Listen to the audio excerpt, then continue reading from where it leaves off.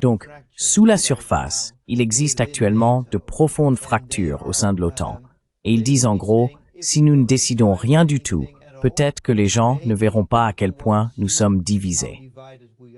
C'est donc une manière de limiter les dégâts, de préserver l'apparence d'un bloc uni, même si en réalité, il y a de profondes divisions au sein même du bloc de l'OTAN en ce moment.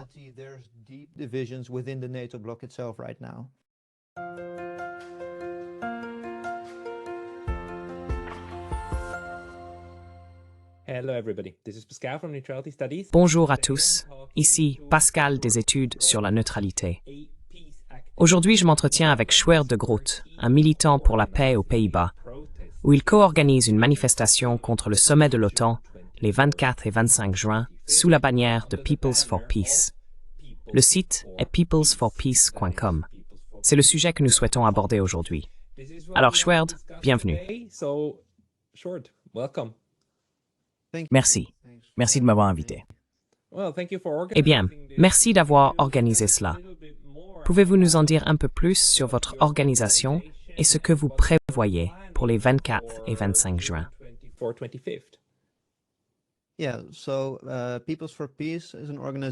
Oui, donc Peoples for Peace est une organisation qui souhaite rassembler toutes les forces pro-paix et anti-guerre aux Pays-Bas, mais aussi plus largement au sein de l'OTAN. Ce qui nous distingue des autres manifestations similaires organisées par le passé, c'est que nous adoptons une approche résolument non idéologique. Nous avons un programme de base disponible sur notre site Internet, avec une liste d'environ 10 revendications. Et nous disons que toute personne souhaitant soutenir ces revendications, indépendamment de toute autre position idéologique, est la bienvenue dans notre coalition.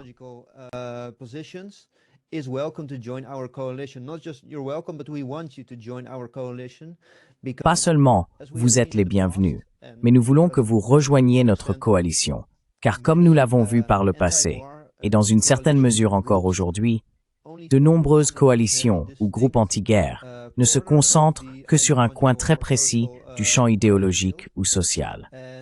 Je pense que c'est en réalité une manière inefficace de s'organiser. Car, eh bien, nous avons cela aux Pays-Bas et dans d'autres pays également. On pourrait dire qu'il existe des groupes d'extrême gauche qui peuvent mobiliser tout au plus quelques centaines à quelques milliers de personnes, mais qui ne représentent qu'une toute petite partie de la société. Et, plus important encore, qui sont de toute façon toujours présents lors de telles occasions.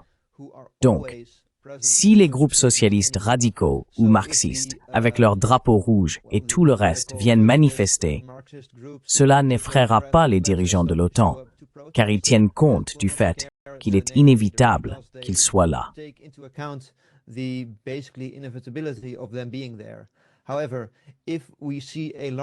Cependant, si nous assistons à une forte mobilisation de personnes, des groupes dissidents de droite, aux communautés migrantes, en passant par les groupes de gauche et les libéraux, donc sur tout le spectre politique, des gens qui se rassemblent et s'unissent autour de ce thème unique, nous ne soutenons pas l'escalade guerrière actuellement menée par l'OTAN. Alors, la direction de l'OTAN pourra constater que leur tactique de division et de domination ne fonctionne plus.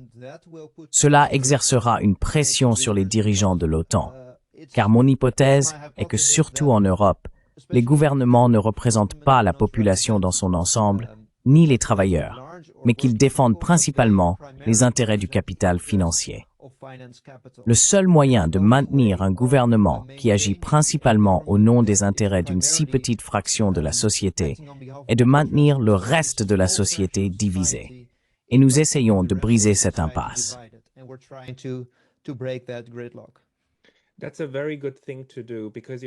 C'est une très bonne chose à faire, parce que vous avez tout à fait raison. Le mouvement pour la paix tel qu'il existe aujourd'hui, où les forces pacifistes en Europe et aussi en Amérique du Nord sont très fragmentés entre la gauche, la droite et certains groupes centristes qui en fait se méprisent un peu les uns les autres ou sont amenés à le faire. Ou disons-le ainsi, les récits dominants essaient sans cesse de dire « Oh, ces groupes ne peuvent pas manifester ensemble » ou les groupes de droite sont racistes. Donc si les gens de gauche manifestent avec eux, ils sont racistes aussi. On essaie de créer ces divisions qui rendent ensuite tout véritable mouvement pour la paix très très difficile à mettre en place. Donc je vous félicite pour cette approche. L'organisation Peoples for Peace, depuis combien de temps existe-t-elle et avec qui travaillez-vous? Ou combien êtes-vous à essayer d'organiser cela?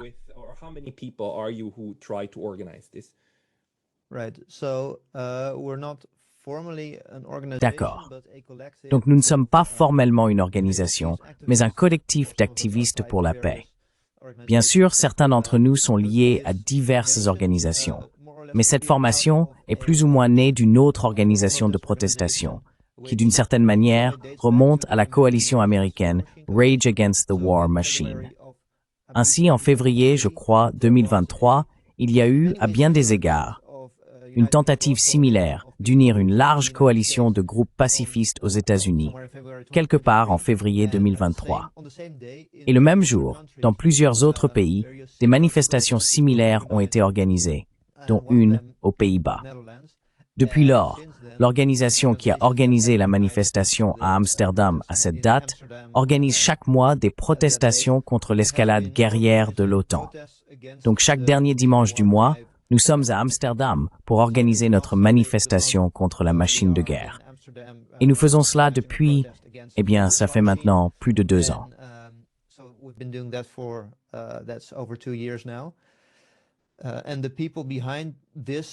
Les personnes à l'origine de cette organisation, ainsi que d'autres que nous avons rencontrées, ont rejoint la coalition.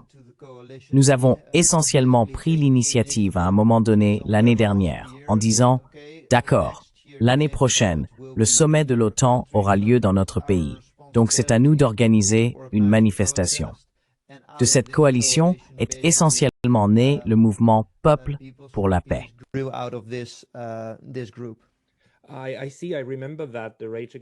Je vois. Je me souviens du rassemblement Rage Against the War Machine à Washington, qui était assez important, avec des personnes comme Medea Benjamin, Jimmy Dore et d'autres, tous donnant des discours et essayant de s'unir. C'est rassurant de voir que ce mouvement est toujours vivant, en bonne santé et actif aujourd'hui, surtout à l'approche du nouveau sommet de l'OTAN, qui est toujours un moment où la véritable machine de guerre reprend de la vitesse et avance. N'oublions pas que c'est le sommet de Bucarest en 2008 qui a essentiellement entériné l'idée que l'Ukraine et la Géorgie devaient devenir membres de l'OTAN et a créé une grande partie du chaos que nous avons observé depuis. Quelles sont vos craintes ou vos attentes concernant ce nouveau sommet de l'OTAN dans votre pays?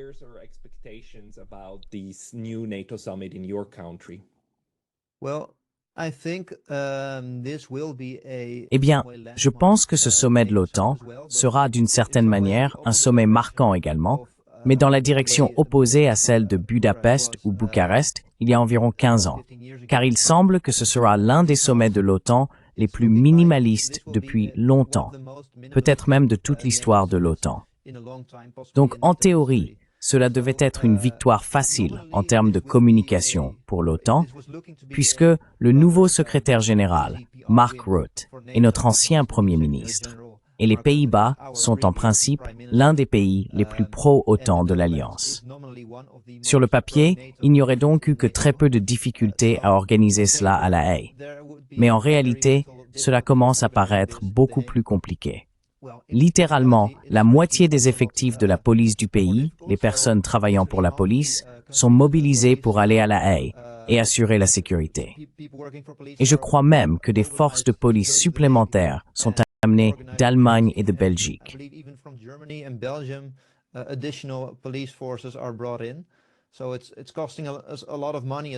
Donc cela nous coûte aussi beaucoup d'argent. Ils parlent, je crois, de 186 millions d'euros pour organiser ce sommet de 2 jours en ce moment, ce qui est, soit dit en passant, plus que les coupes annoncées l'année dernière dans les transports publics. Donc on peut voir où cet argent est allé, d'une certaine manière. Mais en plus, nous, en tant que People for Peace, avons récemment commencé à collaborer avec un autre groupe dans le pays, qui est un groupe de vétérans. Et non seulement il y aura très peu de protestations, ce qui était probablement ce qu'ils espéraient, Mais des vétérans qui ont eux-mêmes participé à des missions de l'OTAN vont manifester contre le sommet de l'OTAN, avec les personnes que nous amènerons, avec des membres de mouvements dissidents de droite, issus du mouvement anti-Covid, ainsi qu'avec des travailleurs migrants turcs avec qui nous collaborons également.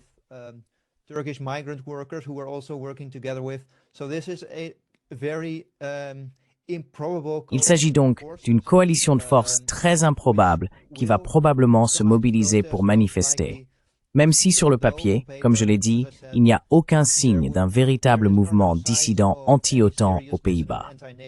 En ce sens, cela risque déjà d'être un fiasco en termes d'image et je pense qu'ils s'y attendent. À l'origine, l'idée était d'organiser un sommet de l'OTAN du 24 au 26 juin 2024. Actuellement, il a été réduit aux seuls 24 et 25 juin.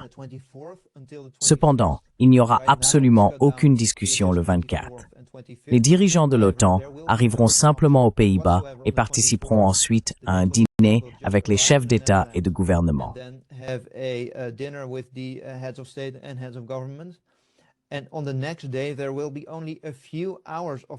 Et le lendemain, il n'y aura que quelques heures de discussion. Et il a essentiellement été annoncé que la déclaration finale ne contiendra rien de substantiel. Parce que si, c'est ce que je veux dire par significatif, mais dans le sens inverse, ils craignent que s'ils prennent des décisions fermes, cela provoque des affrontements entre les différents pays. Donc en coulisses, il y a actuellement de profondes fractures au sein de l'OTAN. Et ils disent en gros, si nous ne décidons rien du tout, peut-être que les gens ne verront pas à quel point nous sommes divisés. C'est donc une sorte de gestion de crise pour préserver l'apparence d'un bloc uni, alors qu'en réalité, il existe de profondes divisions au sein même du bloc de l'OTAN en ce moment.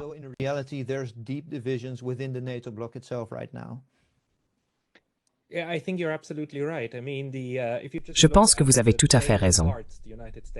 Je veux dire, si l'on regarde simplement le revirement des États-Unis avec leur nouvelle administration et la façon dont l'équipe Trump agit essentiellement comme un électron libre pour l'OTAN, et que personne ne sait où ce boulet de canon va abattre les prochains piliers du dogme de l'OTAN, je suppose que les Européens doivent être extrêmement nerveux en ce moment quant à ce qu'ils peuvent encore accomplir avec ce véhicule qu'est l'OTAN.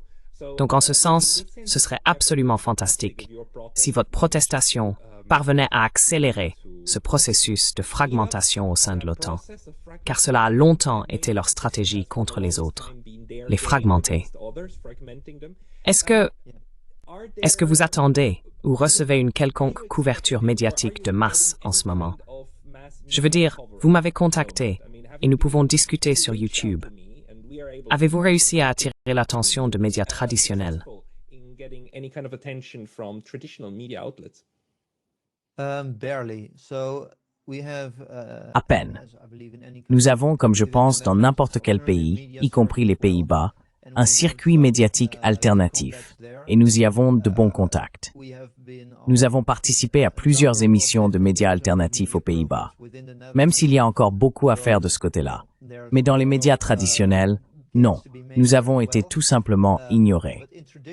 Et en fait, nous avons récemment découvert qu'en ce qui concerne les manifestations mensuelles que nous organisions depuis 2 ans et demi, ce n'est pas seulement parce que nous n'étions pas assez importants pour être remarqués. C'était une question de politique. Parce que nous faisons cela chaque mois depuis 2 ans et demi, et pas une seule fois. Une fois, il y a environ 1 an et demi. Un grand journal néerlandais a fait un article sur nous, dans lequel il disait bien sûr que nous étions financés par la Russie. Ce qui est assez drôle, car si vous regardez notre organisation, il n'y a pratiquement rien qui coûte de l'argent.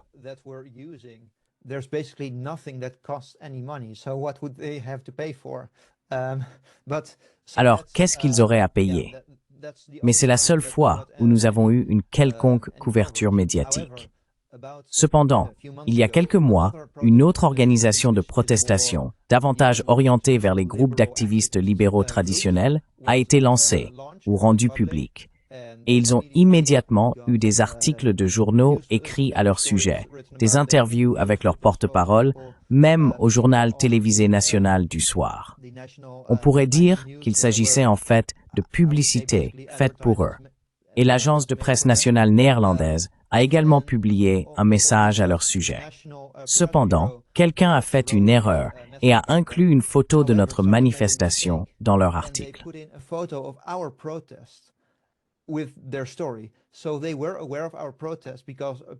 Ils étaient donc au courant de notre manifestation, car apparemment, ils avaient des photos de nos manifestations dans leurs archives et quelqu'un en a inséré une par accident.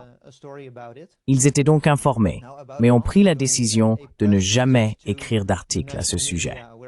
Il y a environ un mois, nous avons envoyé un communiqué de presse aux médias nationaux pour annoncer notre manifestation. Et en réponse, un court communiqué a été rédigé par le Bureau national de la presse. Dans ce communiqué, ils ont tenté de nous présenter comme un groupe marginal, adepte des théories du complot, en mettant en avant un nombre restreint d'intervenants que nous avions annoncés, lesquels ne représentaient pas fidèlement l'ensemble du panel d'orateurs que nous avions prévu.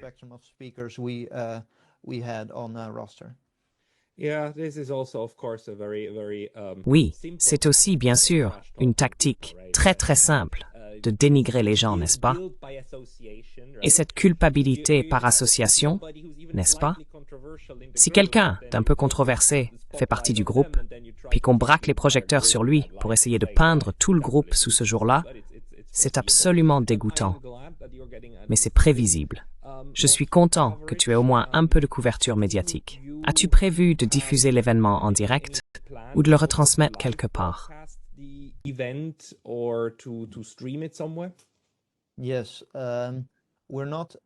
Oui. Nous ne sommes pas tout à fait certains que cela va se faire, mais nous avons quelqu'un qui a de l'expérience dans la mise en place technique de ce type de diffusion en direct. Nous essayons de voir si nous pouvons dégager un budget pour organiser essentiellement une diffusion en direct sur place. Bien sûr, le réseau mobile risque d'être assez saturé avec tout le monde présent, mais nous étudions des solutions techniques à ce problème. Il y a de bonnes chances qu'il y ait effectivement une diffusion en direct, au moins du programme des intervenants. Donc, pour être clair, c'est aussi un point important.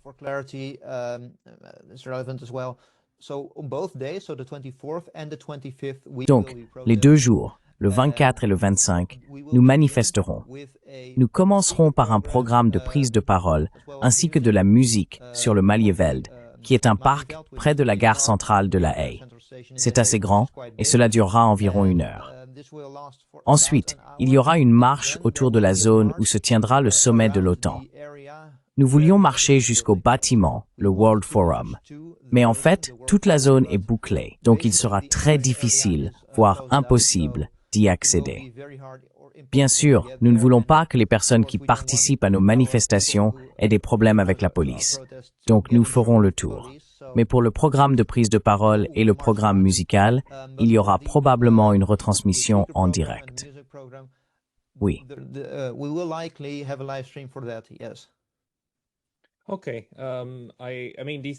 D'accord.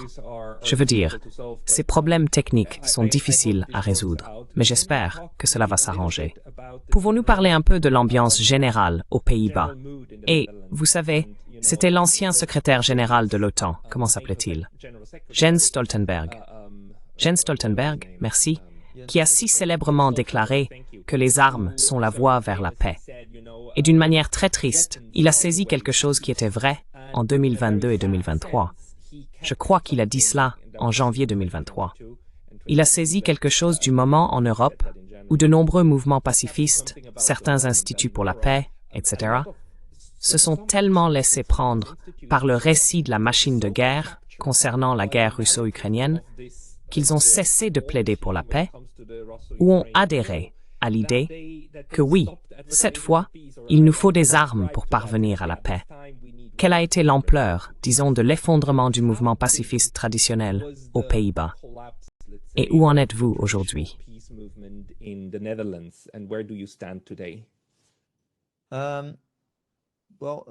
Eh bien, peut-être que les gens en sont conscients, mais je crois, 1983, il y a eu une énorme manifestation pour la paix aux Pays-Bas. Je crois qu'un demi-million de personnes y ont participé, ce qui représente la plus grande protestation de notre histoire. Et bien, au mieux, actuellement, avec nos manifestations mensuelles, nous rassemblons environ 1 millier de personnes. Donc c'est une sacrée baisse. Mais ça, c'est mensuel. Des gens qui viennent chaque mois. Oui. Oui, eh bien, d'habitude, c'est un peu moins. Mais ça, c'était notre pic, je pense, quelques milliers de personnes. Mais ce n'est pas vraiment le sujet. Il y a bien sûr aussi, à cette époque-là, un certain nombre de groupes pacifistes traditionnels, des ONG pour la paix.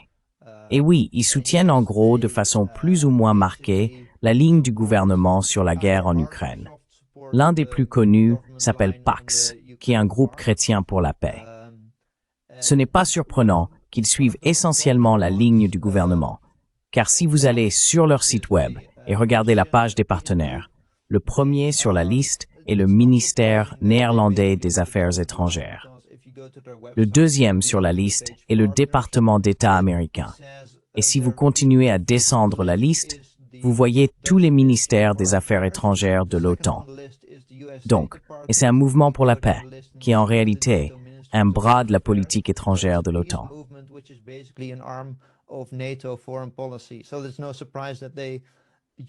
Il n'est donc pas surprenant qu'ils utilisent ce discours de paix pour promouvoir des objectifs géopolitiques occidentaux. Ce n'est en réalité pas du tout nouveau. On peut constater aujourd'hui, de manière générale, que le libéralisme est utilisé de multiples façons pour légitimer l'Empire. Lorsqu'il s'agit des droits civiques dans d'autres pays, cela sert d'argument pour justifier une attaque contre ces pays, par exemple la Russie. Ainsi, il y a moins de liberté concernant les ONG, les journalistes, etc. Donc nous sommes légitimés à les considérer comme des ennemis, alors que tout le monde sait qu'en temps de guerre, les libertés civiles diminuent encore davantage. C'est donc tout le contraire. Cela produit l'effet inverse. Mais dans ce sens, le libéralisme est utilisé comme argument pour légitimer l'Empire, et cela remonte en fait au XIXe siècle et à l'Empire britannique.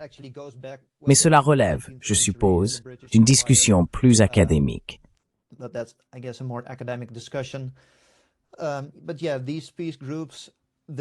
Oui, ces groupes pacifistes mobilisent effectivement des gens, et il est intéressant de constater qu'il y a beaucoup plus de place pour la dissidence concernant la Palestine que pour l'Ukraine. Le mois dernier, il y a eu une grande manifestation contre la politique du gouvernement néerlandais soutenant Israël. Environ 100 000 personnes y ont participé. Il y a eu un changement rhétorique dans la politique gouvernementale. Pas de changement de fond, mais on peut voir que sur ce point, il se positionne en quelque sorte du bon côté de la question. J'imagine qu'il y a plusieurs raisons à cela. Le génocide israélien détruit la crédibilité de l'Occident en tant qu'acteur d'intervention humanitaire, etc. Je pense donc que c'est la principale raison pour laquelle ces groupes adhèrent au discours pro-palestinien.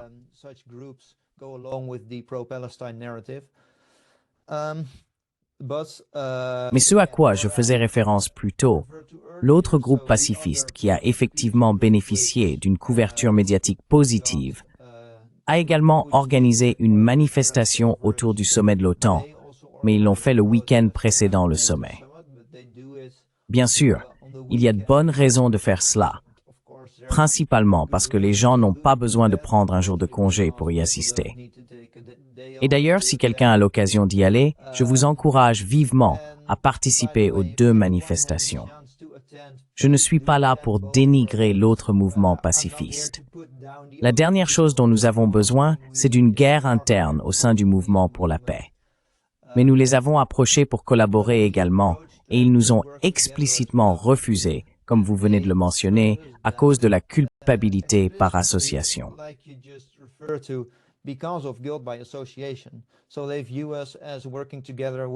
Ils nous considèrent donc comme collaborants avec des personnes problématiques parce que nous disons, d'accord, toute personne qui accepte nos revendications est la bienvenue, ce qui signifie que nous n'excluons pas non plus les partis populistes de droite qui s'opposent à l'OTAN. Bien sûr, ils ne sont pas très enthousiastes à l'idée de participer, donc c'est de toute façon un peu une discussion stérile. Mais nous leur avons dit que nous n'excluons personne par principe. Et il y a quelques personnes au sein de cette coalition qui sont très opposées à nous pour une raison pas tout à fait claire et qui nous considèrent comme problématiques. Cette question divise donc le mouvement pour la paix et cela lui porte également préjudice.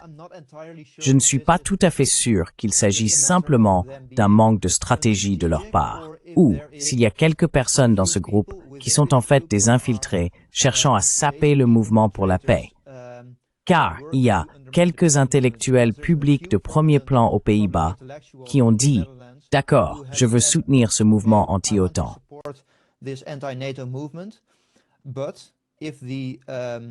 Mais s'il y a un désaccord entre les deux groupes, alors je ne veux absolument rien avoir à faire avec cela. Donc, il y a littéralement quelques personnes, je pourrais citer des noms, mais je ne le ferai pas, qui ont déclaré qu'elles allaient se distancier de toute cette protestation contre ce sommet historique de l'OTAN, précisément parce que certaines personnes refusent d'essayer d'unir le mouvement anti-guerre.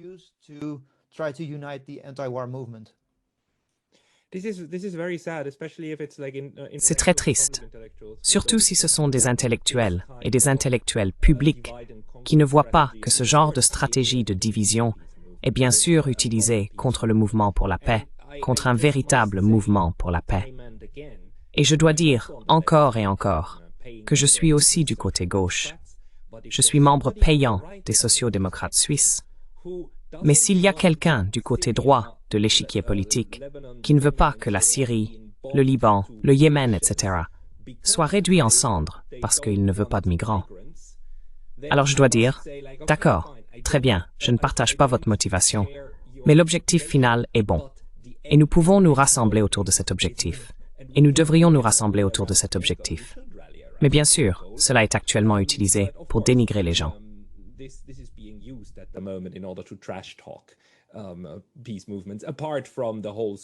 Ces mouvements, en dehors de toutes les accusations d'être des propagandistes russes, payés par le Kremlin, etc., c'est tellement bas. C'est vraiment bas. Mais malheureusement, cela fonctionne dans une certaine mesure.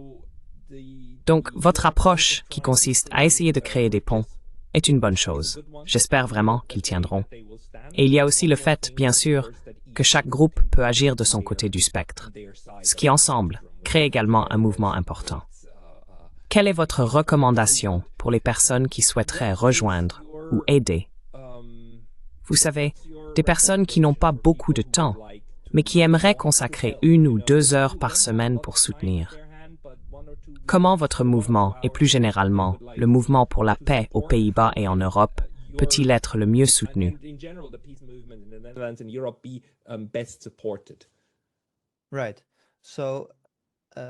D'accord. Donc tout d'abord, si vous avez l'opportunité de venir à La Haye les 24 ou 25 juin, la meilleure chose à faire est d'y être et de rejoindre la manifestation. Et si vous venez d'un autre pays, apportez un drapeau de votre pays afin que nous puissions montrer visuellement à quel point l'opposition à la machine de guerre de l'OTAN est diverse et universelle. Voilà pour le premier point. Bien sûr, je comprends que pour beaucoup de personnes qui ne sont pas proches ou aux Pays-Bas, ce n'est pas quelque chose de facile à faire. Donc, en plus, et c'est très important, nous remettrons également une pétition à la direction de l'OTAN, leur demandant de mettre fin à l'escalade vers la guerre.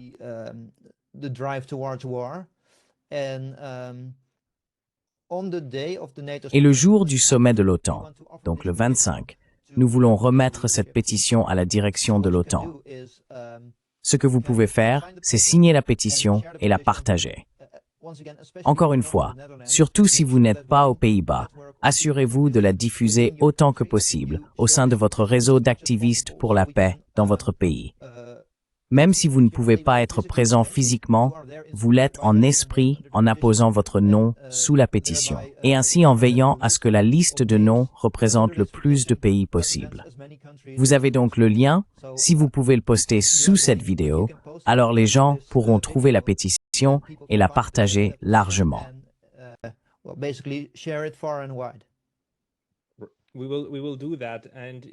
Nous allons le faire. Et y a-t-il une ressource que vous recommandez, en particulier pour le public européen? Vous savez quel est le meilleur endroit pour s'informer sur le véritable mouvement pour la paix et ses activités, comme le Bureau international de la paix? Ou bien y a-t-il un endroit où vous diriez « Allez tout voir là-bas pour savoir ce qui se passe et vous informer ».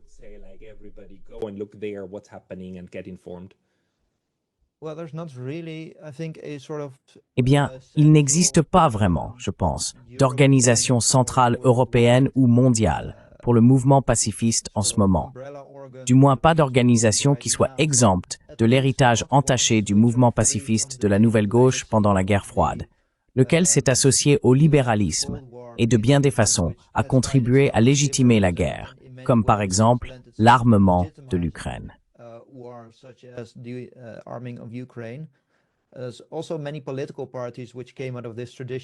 Il existe également de nombreux partis politiques issus de cette tradition qui ont fait un virage à 180 degrés. Le Parti vert en Allemagne en est un bon exemple, mais c'est aussi le cas aux Pays-Bas. Des partis qui ont été fondés sur le principe du pacifisme, de la non-agression et du refus de toute coopération avec la guerre défendent désormais la construction d'usines d'armement dans notre pays. Donc oui, c'est un peu une non-réponse, parce que, du moins à ma connaissance, il n'existe pas vraiment de bonne organisation transnationale pour la paix. Peut-être sommes-nous en train de la créer, mais nous n'y sommes clairement pas encore. Car à ma connaissance, chaque groupe qui agit dans ce domaine reste, d'une manière ou d'une autre, très lié à un coin spécifique, et généralement de gauche ou de centre-gauche, du spectre idéologique.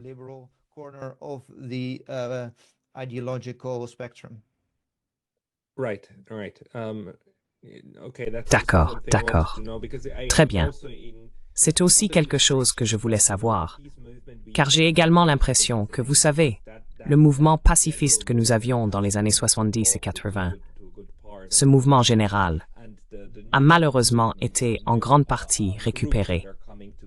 Et les nouveaux mouvements, les nouveaux groupes qui se forment, travaillent encore individuellement de leur côté. Mais je suis content qu'ils se rassemblent, et je suis heureux que les choses s'organisent. Donc je vous suis très reconnaissant, à vous et à tous ceux qui travaillent sur ce sujet. Y a-t-il quelque chose, pour conclure cette interview, que vous aimeriez encore dire ou faire savoir aux gens?